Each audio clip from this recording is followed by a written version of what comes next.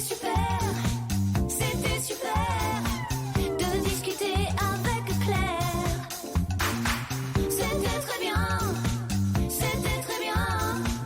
de voyager avec Bastien. Avec Pascal aussi, hein. Partager ses trajets, ça rapproche. Total soutient le covoiturage et offre 15 € en carte carburant aux conducteurs réalisant leur premier trajet avec Blablacar. Conditions sur total.fr et blablacar.fr. L'énergie est notre avenir, économisons-la. Vous écoutez RMC, RMC Direct. Mathieu Rouault. RMC 8h39, notre invité ce matin, Sébastien Chenu, député du Nord, porte-parole du Rassemblement National. Bonjour Sébastien Chenu. Bonjour. Merci d'être en direct avec nous ce matin. Vous étiez hier soir et une partie de la nuit à l'Assemblée nationale. Le projet de loi bioéthique, ouverture de la PMA à toutes les femmes, deuxième lecture à l'Assemblée. Vous vous sentiez un peu seul dans l'hémicycle, Sébastien Chenu ? Ce débat, il vaut mieux finalement que ce qu'on a pu voir hier soir, où la majorité qui a décidé d'inscrire ce texte, qui est un texte important, à l'ordre du jour, et la majorité était absente, tout simplement parce qu'ils étaient partis se gondoler chez le ministre des Relations avec le Parlement. Tout ça n'est pas sérieux, tout ça démontre une certaine désinvolture. Emmanuel Macron. Oui, parce qu'ils avaient d'autres priorités.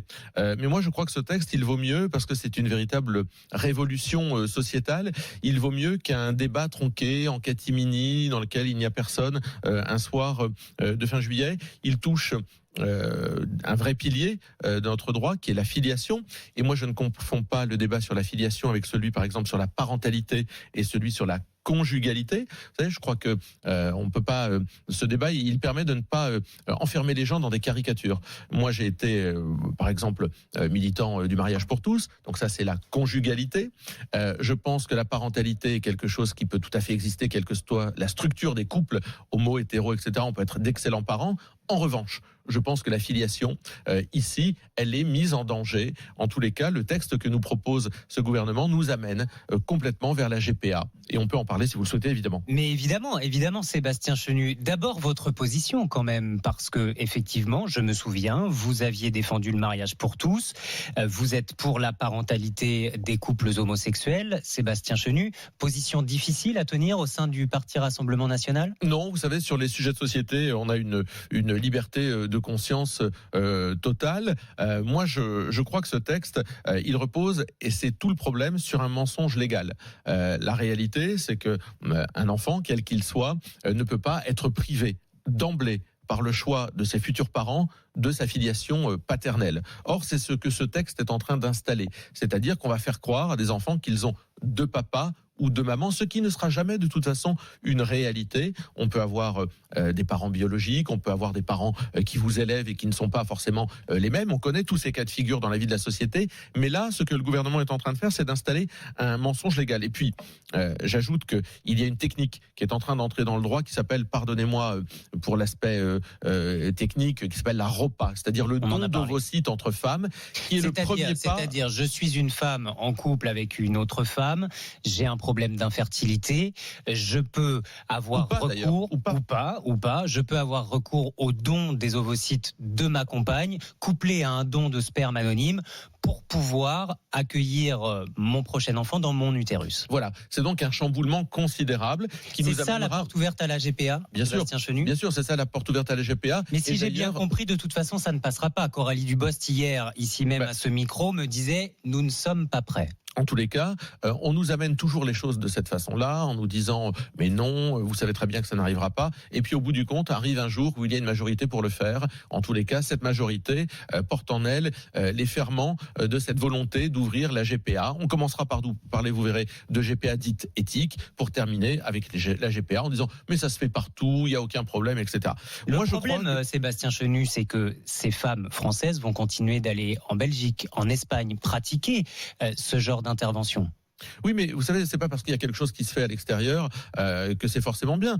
Voyez-vous, la peine de mort, elle existe dans un certain nombre de pays. Elle n'existe plus dans le nôtre, et moi je m'en félicite. Je suis abolitionniste, mais on pourrait se dire, finalement, ça existe ailleurs. On pourrait remettre la peine de mort. Ça n'a rien à voir, Sébastien Chenu. Non, mais si, ça a à voir, parce que ça veut dire que on parle d'égalité. Oui, mais ce qui se passe ailleurs n'a pas vocation forcément à se passer ici. Et le travail du législateur que je suis, c'est celui de donner des bornes pour construire la société dans laquelle nous souhaitons évoluer.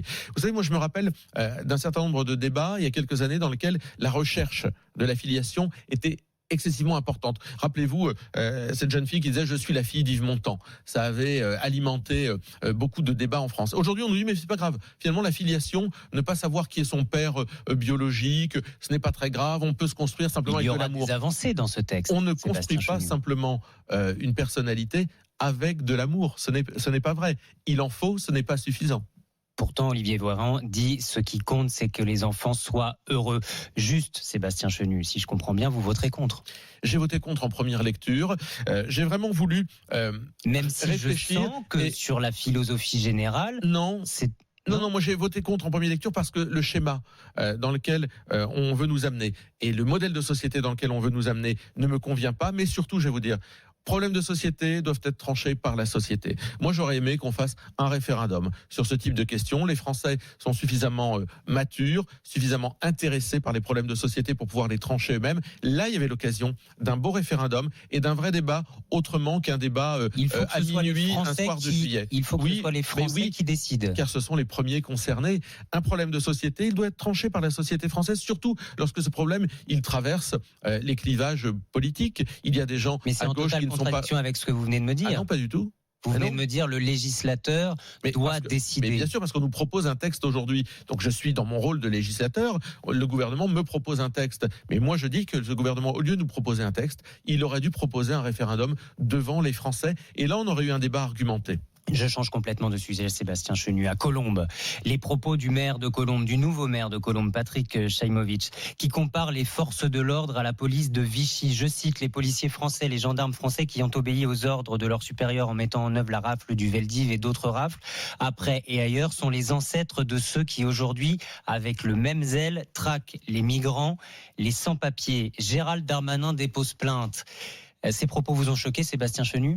Oui, bien sûr que ces propos ils sont choquants. Moi, je veux adresser une pensée de soutien aux polices, à la police républicaine de notre pays qui fait son boulot dans des conditions bien souvent excessivement difficiles. Et entendre un élu de la République avoir ce type de propos, c'est plus que déplacé, c'est choquant. Il s'en est excusé. Oui, d'accord. Mais on est en train de découvrir, je vais vous dire, le vrai visage de ces maires écolos, de ces dingues qui sont élus, qui veulent imposer l'écriture inclusive, qui refusent que la patrouille de France survole la ville de Lyon un 14 juillet, qui font des comparaisons qui sont profondément choquantes, qui s'opposent à la 5G, qui s'opposent au soutien à la discipline de l'opéra. J'ai vu ça aussi dans un certain nombre de villes, qui vraiment déconstruisent mais ces un certain nombre de repères. Ces propositions détonnantes, c'est aussi parce que déjà ils ont été élus, Sébastien Chenu, et c'est peut-être aussi parce que les Français attendent ce genre de propositions nouvelles. Quand vous êtes entré dans les mairies au Rassemblement national, vous aviez aussi des propositions détonnantes.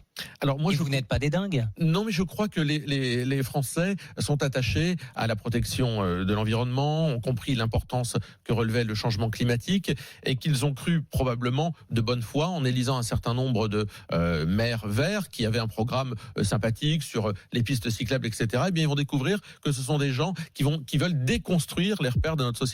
Et on le voit, tous les repères intellectuels, moraux, philosophiques, les repères de ce qui soutient l'État, par exemple la police, etc., sont attaqués par les élus verts. L'écriture inclusive, etc., en est un autre exemple. Eh bien, je pense que les Français vont réaliser que les gentils écolos qui se présentaient devant eux aux élections ne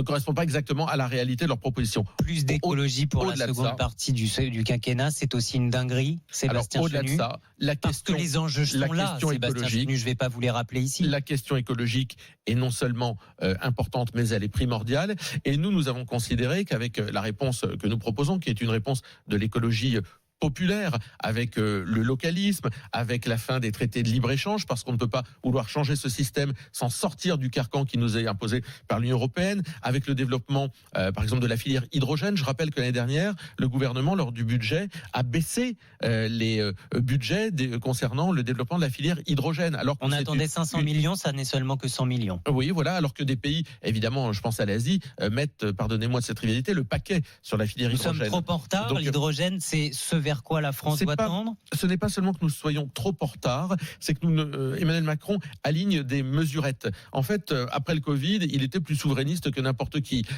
Après les municipales, il est plus vert que n'importe qui. Et à chaque fois, ça se décline avec des mesurettes.